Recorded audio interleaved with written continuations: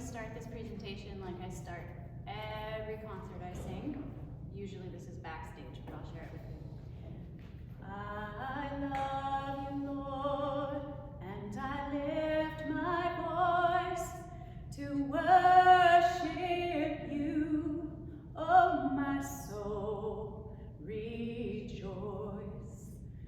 Take joy, my King, in what you hear. Let it be a sweet, sweet sound in your ear. That was slightly in response to all the, are you gonna sing?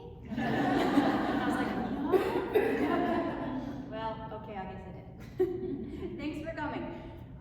Let's go on Mr. Toad's wild ride of life here. So, my motto in life in general, and especially the things that we're going to talk about today, is just say yes.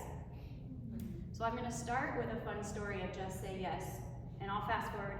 We're going to go not in chronological order because that would be boring. So when living in London, as you know, I went to Royal College. I was part of the Berlioz Society. Berlioz is a composer, and it was 99.5% old British males. They love Berlioz, and then here's me. I couldn't afford the fees to go, so I volunteered to give out the name tags and serve the massive amounts of coffee and biscuits that they devoured over 3 days. Point of that is, Lord Alistair Aberdare and I became friends, and he said, would you like to come tour Parliament and see the House of Lords, governor? And I said, yes, I would. Let me think about it. Carry the one, yes, I would. So there was one example where it's like, okay, I've got a lot of things to do. I'm working on my doctorate. When Lord Aberdare asks you to come see Parliament in session, and then you get to have tea at the House of Lords, you go. So that's where the just say yes kind of thing starts. So.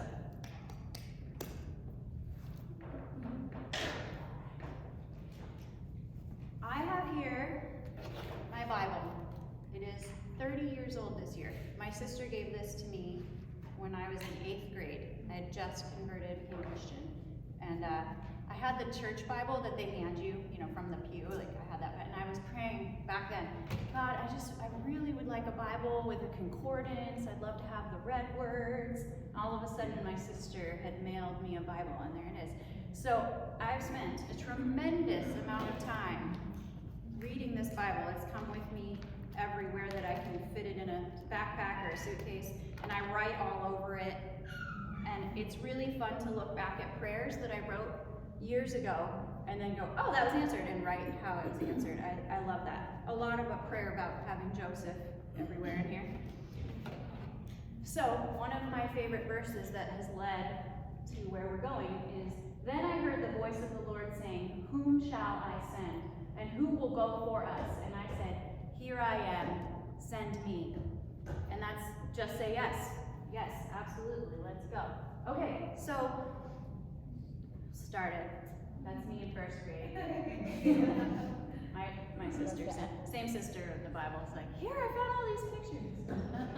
And then that's me as a financial advisor, accountant, looking rather corporate.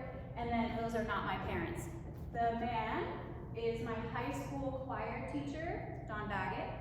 The woman is Donna Axton, my professor of music all through my bachelor's degree. They both came to my master's recitals and managed to get this incredible picture. Mr. Baggett's passed away now, so it's especially dear to me. So, and I used to say, people would be like, well, you have these degrees in music and you sing. I'm like, yeah, but I like to eat and I like to pay my bills. So I work as an accountant and as a financial advisor. And people think, well, how is that so possible? Well, music and math are so linked.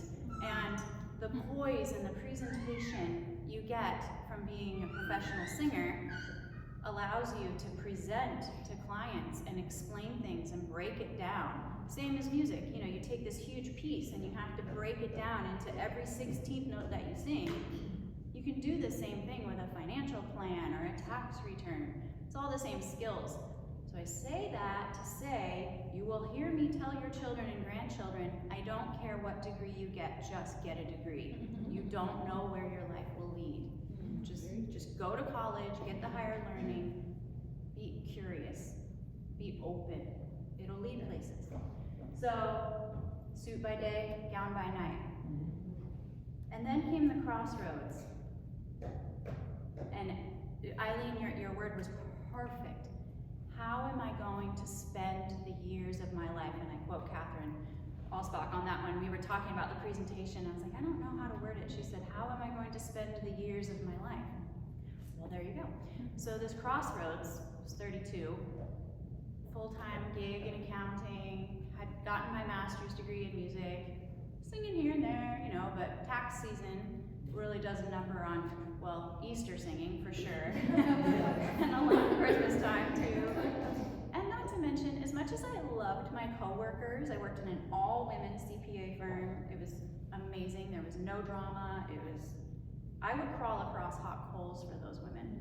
I hated my job. Tax, now I'm married to a CPA, which you'll find out. Tax makes my eyes bleed. It's so boring. I'm like, I don't care what the Treasury did today. I just don't care. Sorry, I care about your money, but I was, okay, well, I have this great job. It pays well. I can see the trajectory. You get the master's in tax, you're going to get the CPA, la la. But my world was black and white, and every time I sing, my world comes to color. And I just prayed. I just fell on my knees and prayed, and I said, God, I don't know what to do. And I heard the Holy Spirit say, you say you're a runner, run. You say you want a doctorate in music, write the thesis whether you're in a program or not. In other words, just like Nike, just do it.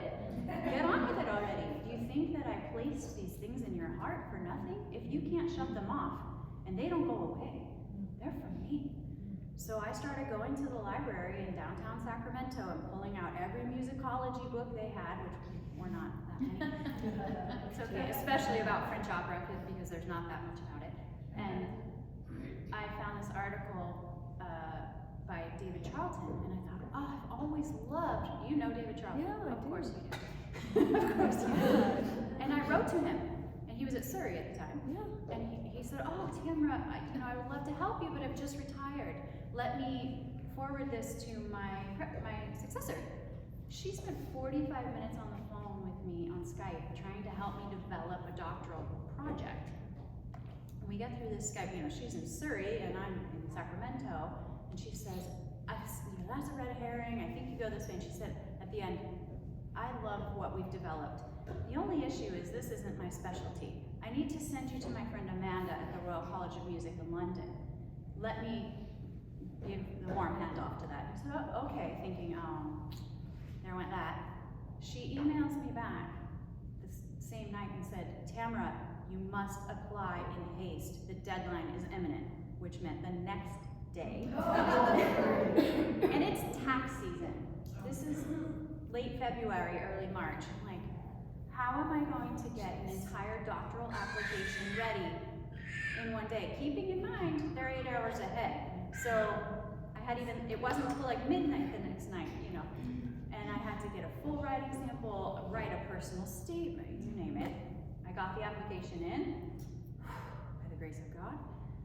And then March 26th, so we're in full sprint tax mode at this point. I see an email come through my personal email, and I'm at work, and I'm like, I don't dare open that.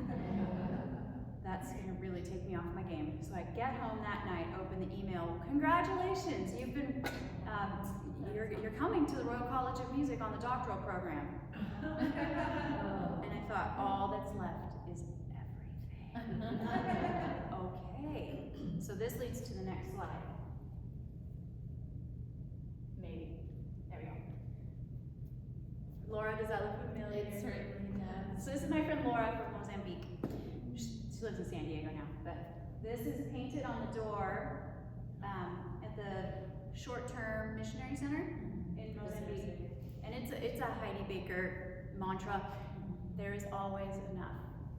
And this is a quote by Francis Chan. I'll let you read that. I know you know how, but I'm going to tell you the quote he said in person when I got accepted to the Royal College, but then I had to prove an entire year's worth of tuition and living expenses for the City of London. Steph knows. Sharon also knows, like, ooh, that's a lot.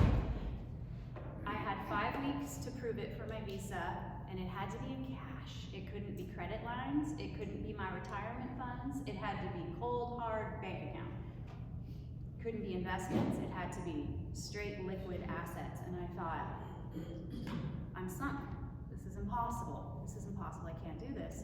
So I went to see Francis Chan speak. He's a pastor. You may or may not know who he is. He does an incredible amount of work with the homeless in San Francisco and what they call the Triangle. Left a very successful Protestant church and just got out on the streets to work, just like Eileen was saying.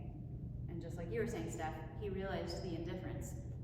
And something he said that night, which is very close to this quote, he said, I wanted anything I did to be so extreme that the only explanation was Jesus.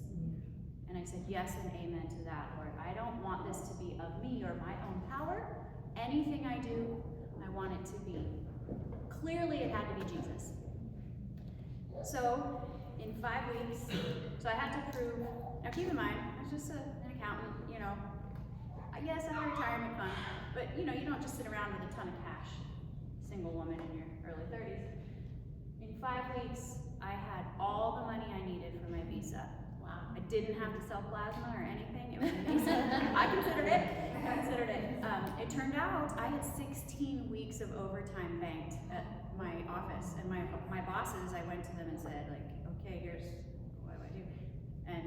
And this was right after tax season. I didn't dare tell them until after tax season. And they said, well, here's your overtime bank. And voila, it was the money for my visa.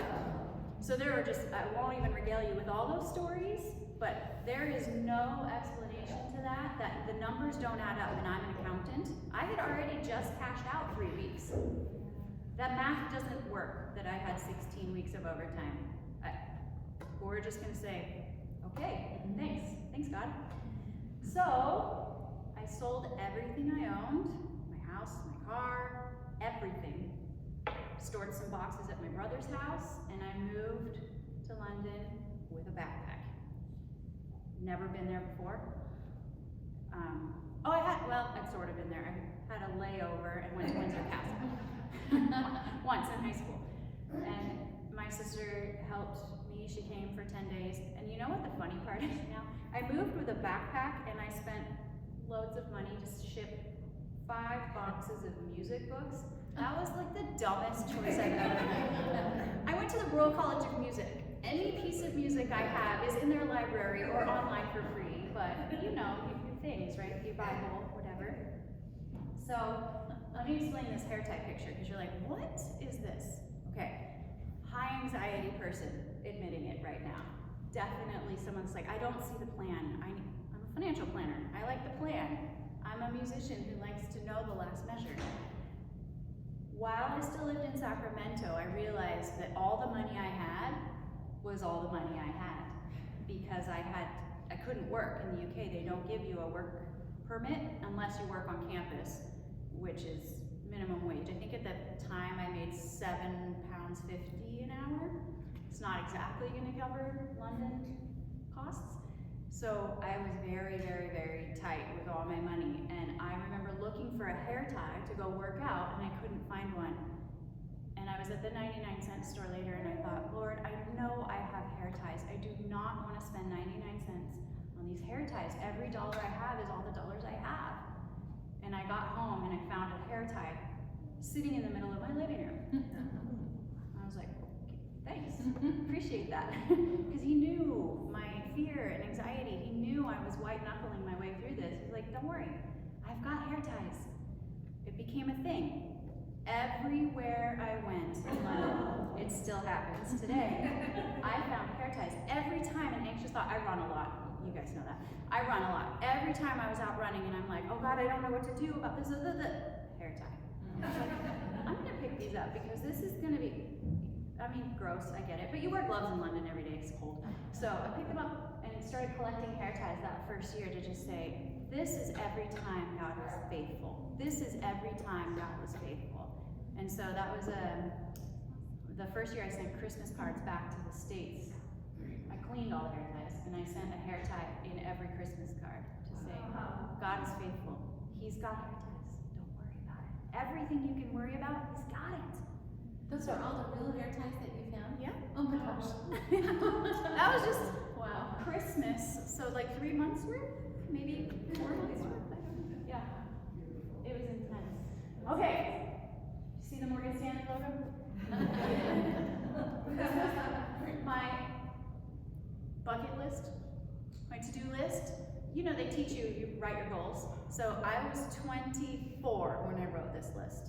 I started at Morgan Stanley when I was 23. I remember writing this when I was 24. I'm like, I'm just gonna write my goals, and realized very quickly none of these had to do with getting rich or working in business really, but you know, that's okay. As you can see, I've done everything except for write a musical or large choral work. I haven't climbed a big enough mountain yet. I climbed mountains, but not the big enough one yet. And the whole retire early thing, I think I'm just gonna throw that out because I don't really see that happening. I mean, why retire, right? I don't actually, like I work, I have 6 jobs, some pay, some don't, but you know.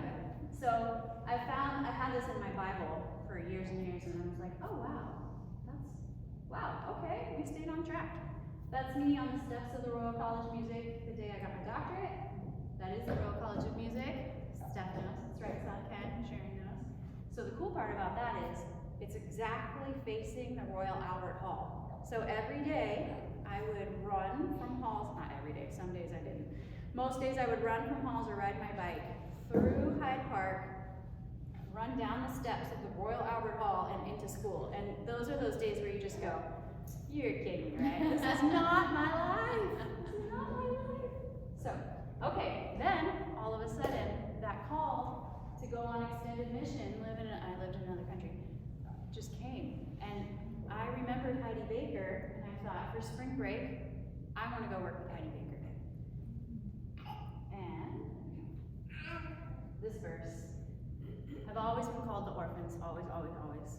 And I knew Heidi Baker was working in Mozambique and seeing incredible, incredible moves of the Holy Spirit. I'm like, well, I'm going. So I applied and went. Here we go. This is Mozambique. And Laura, can you raise your hand? That's Laura. We met there my first night, second night. Had a huge bowl of popcorn. She had Diet Coke, and I was like, okay, there are real normal, because you think, oh, missionaries. Yeah. We friends instantly, and we've been friends ever since. So that was 2013. And now she lives in San Diego, which is cool. So this is the Boqueria. This is a landfill where people live and collect things to try to sell back. And we, as a group of missionaries, went out and prayed for people right in that. We walked out in that and prayed for people. I remember praying, laying hands on a woman whose knee was hurting her. This really struck me that she wasn't asking to get out of the Boqueria. She wasn't asking for a different life. She just wanted her knee to not hurt so she could bend down easier to pick up the pieces of things she was going to go sell. And that was one of those, okay, we're going to pray for your knee, and we could feel the ligaments move under her knee while we prayed. She was fine. She danced off. She actually danced off, literally, as Mozambicans do. Wow.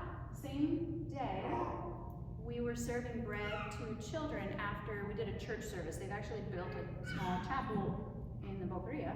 We were doing a church service, and the Asian girl right there, Anna, and I, she was also an accountant, were handing out bread to the children, and we had been told by the pastors, just hand out the bread until it's gone. And there were children and children and children and children, and each one got a half a baguette. And we were like, there's not enough bread. She's whispering to me, there's not enough bread. I said, yeah, I know, there's not enough bread. And she goes, what do we do? Because I was older than her. I said, just give out the bread till it's gone. That is what it is. And this one kid came through with a baby on her back and asked for 2 pieces of bread. And Anna was like, well, that's a baby, they don't need bread. I said, just give him 2. We don't need, just give him 2, it's fine. We didn't run out of bread. We enough bread to feed all the adults too. So me, accountant, knew we didn't have enough bread, and yet there was enough bread to feed everyone, including the adults, which usually doesn't happen. People say, well, wow, why is God moving so big in Mozambique? Because when all you have is Jesus, he moves. When you live in a place where that is your only hope, he moves. So it was mind-blowing, and yet so real, because, you know, I went to the grocery store, Laura, and you still have to go buy your groceries, and you still do the normal life things.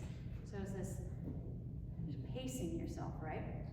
And then that day we went and did a church service for unsheltered people, prostitutes, you name it, where they were living in a burned out, abandoned building.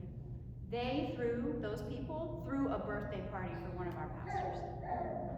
How amazing, right? Then, while in Mozambique, I was like, God, where do you want me to go next? I really feel called to people involved in trafficking. God, where do you want me to go next? Because I was part of a trafficking, the International Justice Mission in London.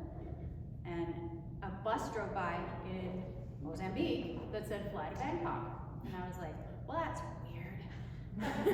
Okay. Then I get an email on the 10 minutes of internet time I got in Mozambique in the joint computer. It was cheapo air. Fly to Bangkok. I was like, interesting. And then there was another sign when I got back to London. I'm like, okay, fine. So I started checking into how I could help with trafficking. Most of them are long-term commitments, but YWAM, Youth with a Mission, invited me to come work with their children who are all affected by HIV. They either have it or their parents died of it or both. So some of you remember Food. He's the tallest one in that group of 4 boys. He was here all summer. So that's a recent picture from when he went home at Christmas. There's my girls. That's just part of Chiang Rai to follow along. I was specifically told to work with Garin. He's the one in the Christmas hat, who at the time was 11. He only had 10% of his hearing because HIV/AIDS had blown up his eardrums as a kid with infection, and he was a major behavior problem. Major. Kept getting kicked out of school. Every time you'd go to school, he was supposed to be in 5th grade, you'd find him in the kindergarten room. He was only allowed to go half day. It was, anyway. So he didn't know how to read clocks, so I thought, well, let's paint and we'll do Salvador Dali clocks. I turned on music really loud to just try to create an environment of yes for this child instead of no, because that's all he ever heard. Then we studied Jackson Pollock, and this is what happened Jackson Pollock Day. And we were listening to a song by one of the worship leaders from London called Let It Be Known. Let it be known that love has won. So this is Let It Be Known, and that is Love Has Won. Garin became an international selling artist. His work has gone around the world, and it paid for his his cochlear implants, so he can hear now. Amazing, still part of my life. And that's him getting a tub of art supplies from my sister here in San Diego. Getting things to Thailand was miraculous in and of itself. So that's Garin. You all know Food from last year. Okay. So then I'm happy in London. I'm starting to apply for jobs. I'm teaching worship vocals, looking at professorships, and my sister's like, yeah, you should meet my CPA. I'm like, not how cool stories start. I got out of the tax world. That's the last thing on earth I want to do. Turned out she was right. So I met Robert. He took my breath away the first time I met him. I literally hit the back of the chair. I was at his office in the waiting room because I was helping my sister with her books, and she's like, I need this. And I said, well, I can't change this without knowing the tax implications. She's like, I'll schedule a meeting. Okay. So there's Robert. That's Joseph when he was born. I never intended to come back to the States, ever. I was in Europe. That was it. Because music and French opera, it's there. It's not here. It's not here. And I was building those ties in that life there. I never intended to come back, and I tried desperately to run away, and God wouldn't let me. Many miles run of, God, I don't want to do this. And then, him just gently, peacefully talking me through, I have a plan. Trust the process. I have a plan. I know what I'm doing. I know. Obviously, best choice I ever made. We all know that. And I tell you what, as I come to an end, So that's all the faith, and I was on ministry teams, I was the church accountant, I've been worship leader, all the things in the Protestant church. And I felt for years, I'm tired of milk, I want meat. It was very experiential, not reverent. It was very inviting. I love that it was very open to people wearing flip-flops and shorts, and great. But I knew that deep church history, especially through music, that I missed, that choral legacy. Joseph got enrolled here at Nativity. My husband, cradle Catholic, went to Nazareth School, Uni, USD. His mom, Claire, is probably the most Catholic I know. So I enrolled him at Nativity, and I said, if he's going to become Catholic, I need to know every single thing they're going to teach him. And I will caveat that with, there's an incredible amount of anti-Catholic dogma in the Protestant church. So I had a lot of, to Mike James, bless his heart. So very often I was like, Mike, I need to talk about this. And he's like, bring it. Okay, what is it? Like, well, it says here, you're saying Mary's immaculate, but it says here that Mary and Jesus' brothers visited. And he's like, source document translates from the word cousins. I was like, no. Non-issue. Okay. And so we just went through that in our CIA. Every time I was like, I am up in arms about this. And he was like, okay, let's take it back to the source documents. Duly noted, non-issue. And I found that home, my peers, I found the reverence, the meat that I had been missing, and I converted to Catholicism.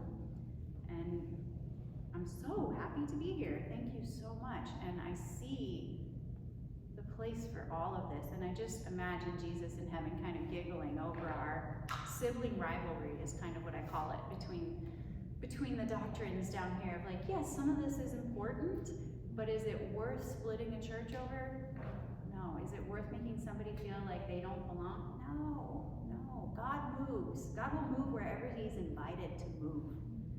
So that's the journey to Catholic faith. Again, like marrying my husband, I came kicking and fighting. But I listen, at least I obey. I might argue, and eventually, I'm like that person in the Bible who argues and says they're not going to do it, but they actually do it. That's not God. And I will end with this because we're starting to run over time. My fear was when I told these stories of things that happened now 10 years ago, going to Royal College, going to Mozambique, going to Thailand. Was God still moving, or was that a phase? Now I'm this, quote, stay-at-home mom with 6 jobs. God still moves. And here's my ending story. I always felt there was a big family secret. And Sharon knows this story very well. Many a run, I'm like, Sharon, I know. I finally did 23andMe. And thank God, one of my dearest friends from Royal College was visiting us that day to go to a friend's wedding. And I got the results that said I was 50% Lebanese. Yes, I'm 50% Lebanese. I was like, I don't see it. Yeah. I said, Gene, it says I'm 50% Lebanese. And he's like, okay. And I said, that means my dad's not my dad. And he was like, wow. Thankfully, Gene is marrying a Romanian orphan, someone who came up through the Romanian orphanages and was adopted into Canada. So he knows, intimately knows, that instant loss of belonging that I always felt. There was always an elephant in the room. Come to find out, remember I wasn't supposed to be in San Diego? I have a half-sister who lives in San Diego. That's her on the top, that's Val. So I'm the only person in my entire family who raised me that graduated from college, much less got advanced degrees. I'm also short. I get really fiery. I talk with my hands a lot. I never fit. My sister Kim, the one that's like, you should meet my CPA, 5'10". My other sister, 5'8", my mom, 5'8". Like, all these people are tall. I never looked. I got the nose. Here's the answer. Come to find out, my father was Joseph Jacobs, the founder of Jacobs Engineering in Pasadena. He had a doctorate in chemical engineering. He was a professor, then he went on to become an engineer. Built the first antibiotics plant for civilian use. Very cool. So I reached out, that's my other sister Linda. She has a doctorate in Near East archaeology. She is Indiana Jones. She's 75 years old and still going on digs in Iraq. I was like, my people, it finally makes sense. This all makes sense. So just to show, I wasn't supposed to be in San Diego. And this I did after becoming Catholic, and just in that next step of faith of, I need to find the answers to this. And amazing. You heard me say my father's name was Joseph Jacobs. Okay, his name was Joseph John Jacobs. My son's name is Joseph Evan Jacobs. Okay, you go Evan. That's Welsh for John. So, Mount Lebanon, where my family is from, is the Maronite tribe. My husband Robert is half Syrian, Maronite tribe. His family's from Brooklyn. My father was from Brooklyn. His family knew my husband's mom's family. It's all the same. I found my tribe.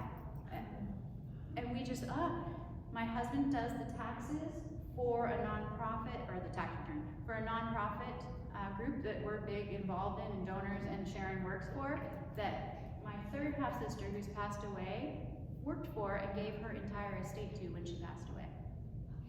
Just amazing. Val plays flute, the sister who passed away, singer in the San Diego Master Chorale. Again, I'm the only musician in my family that raised me. So, wow.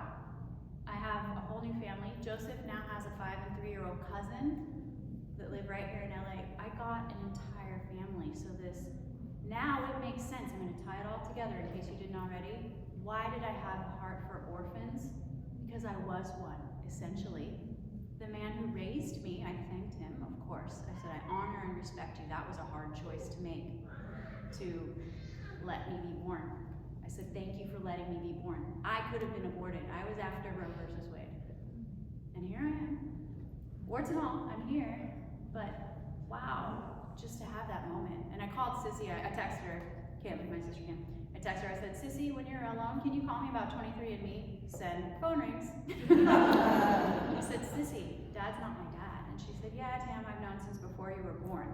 And I was like, you know, how do you react to your best friend in that moment, your sister, who introduced you to your husband? And I said, if I ever have a really good secret, I know who to call. And I just tried to make it funny, and we're all good. And now that side of the family hangs out with this side of the family for holidays. Amazing. So I think that's it. I'll open it up to questions.